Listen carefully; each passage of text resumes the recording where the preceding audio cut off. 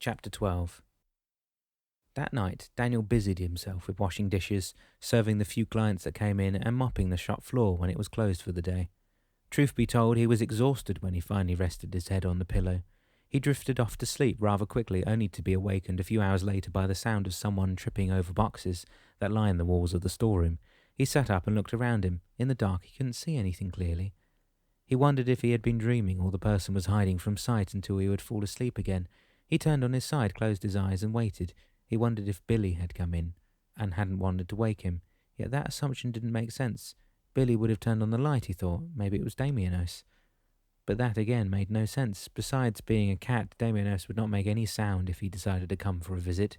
Daniel was about to fall asleep again when he definitely heard someone or something moving about the room. This time he didn't hesitate. He jumped out of bed and went for the light switch. As he flicked it on, he found himself face to face with someone he didn't recognize. "Who are you? And what are you doing here?"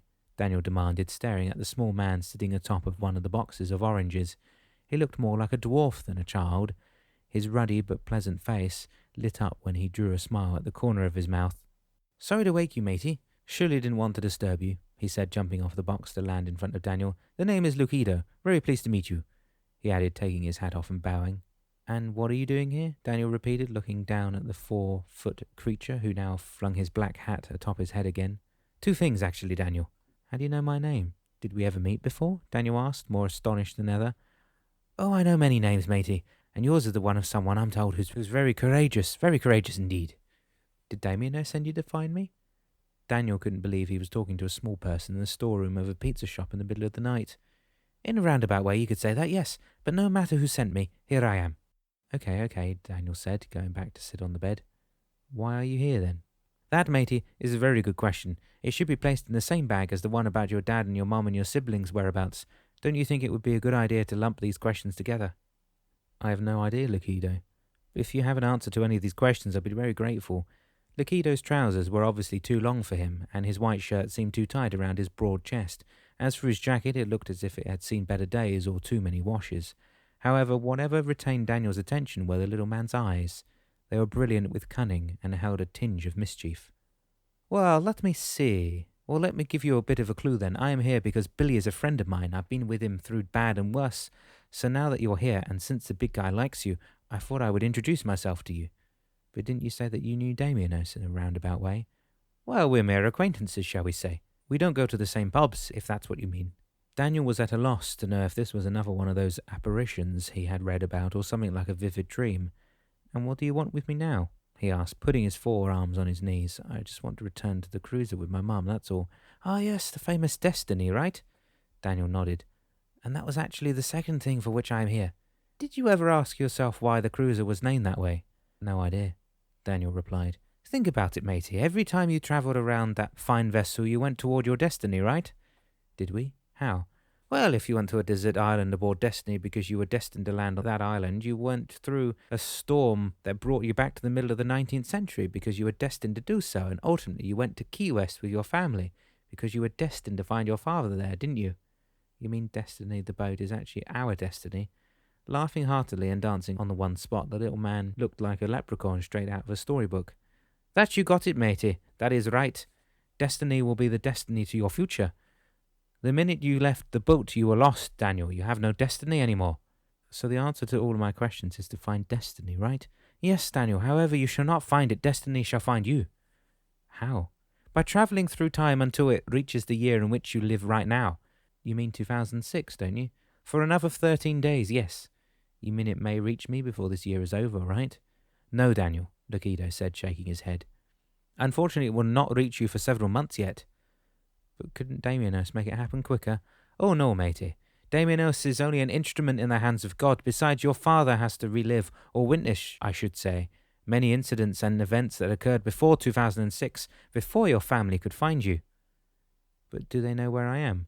"Not exactly. They have discovered that you must have jumped ahead of them by some 18 years at the time you disappeared, but that's all they know at this point." "But couldn't you go and tell them where I am?" "Here again, I make no decision, matey. I was told to come and keep you company since I have done the same for Billy over the years." "How did that come about?" Daniel asked. "Were you just sent to look after Billy because God decided it was to be so?" "In a sense, yes, but you see, it was a little more complicated than that." Can you tell me about it, or is that something you're not supposed to tell me? I cannot tell a lie, Daniel, unless I want to see myself banished for all eternity in some dark and unholy place. See, the truth is that when Billy's wife became ill and was told that she had only a few months on this earth, she and Billy decided to pay a visit to an old Seminole Indian in Bohoke. Lukido's voice trailed off, watching Daniel's reaction. You mean they revisited their past, don't you?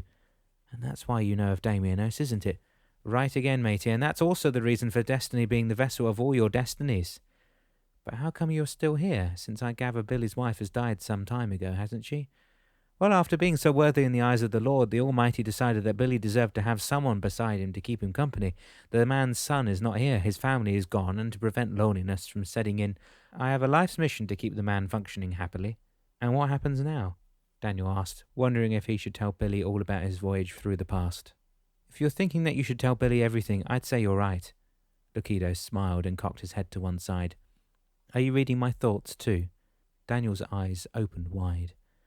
Well, yes, matey. That's one of my many talents, or shall we say advantages. Daniel laughed, stretched, and lay down on his cot again, keeping his eyes on the little man standing beside him.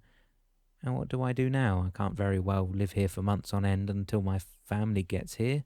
Now can I? Perhaps you should think of where you want to be when your family gets here, Lukido suggested. But didn't you say that they would find me rather than the other way around? Yes, but they will find you where you were in 2007, which is not in Key West, was it? But how can I do that? I can't return to Davy right now, or can I? Well, think about it, matey. Will Destiny travel all the way to get to Key West to find that in fact you are somewhere else, where you should have been in the first place? But how can I travel all the way to Davy? I have no money. Ha ha ha ha. Lukido laughed. Money is to be gained with hard work, Daniel, and once you have enough savings to take the bus, you should be on your way. And that means staying here for another few months until I have enough in my wallet to go home, right? Yes. And now that you've got your answers, I suggest we go back to sleep. And with these words, Lukido flicked his fingers and disappeared, leaving Daniel to ponder about what he had heard. He got up and went to switch off the light and returned to bed. The next morning, Daniel woke up with a headache. He wondered if meeting Lukido had been a dream, or if the little guy had really paid him a visit. As he knocked on the apartment's door upstairs, he heard Billy's booming voice asking him to come in. There you are, my boy, Billy said, already dressed and sporting a broad grin on his cheerful face. How did you sleep? Just fine, thanks, Daniel answered, not wanting to mention his pounding headache. He figured a cup of coffee and some breakfast would set him straight. Okay then, Billy added. Just go and have your shower and then come downstairs for breakfast. I've got something to show you. Oh yeah, what is it? Daniel inquired, curiosity lacing his words. Yeah, but you go and get those cobwebs out of your head first, and then I'll show you, okay?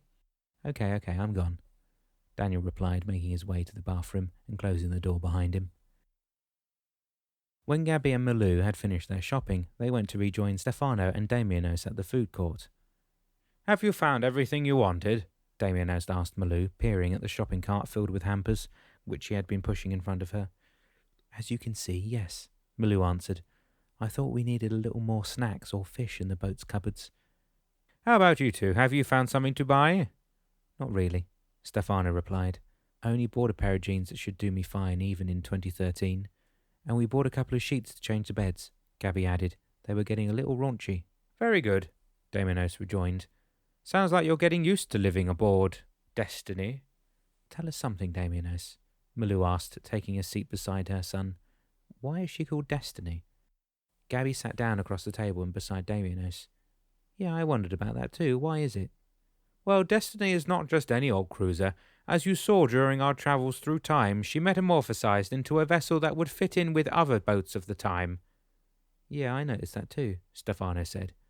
When we went to the tea house, she looked like any other boat of that era.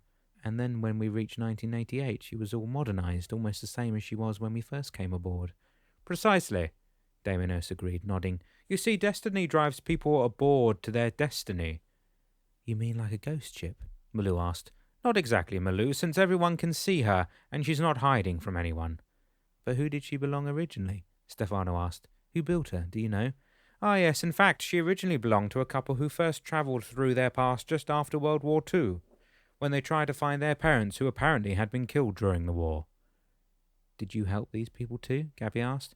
Yes, I did. You see, God had been very troubled by what happened during the Holocaust, and if people wanted to revisit the scenes of those horrid crimes, he was glad to help. So God himself sends you on missions like these often? Malou inquired. As often as he requires, yes, Malou. But there must be thousands upon thousands of people requiring assistance every minute of the day. Yes, Stefano, there are, but not all will help themselves as they should, and not all will pray or request help in all humility. Yet God decides that I abide by his command. As the Lord sees fit, I am to take care of God's chosen children, such as I did with the child in his swaddling blanket. What about Solangi and Damien? Aren't they supposed to be our guardian angels? Gabby asked. Oh, but they are, Damien said. The difference is that I have tasks to perform and guidance to offer as the shepherd will. After a moment of silence, Malou got to her feet again. Okay, she said. Why don't we continue this conversation aboard Destiny? I'm getting tired and hungry, to tell you the truth.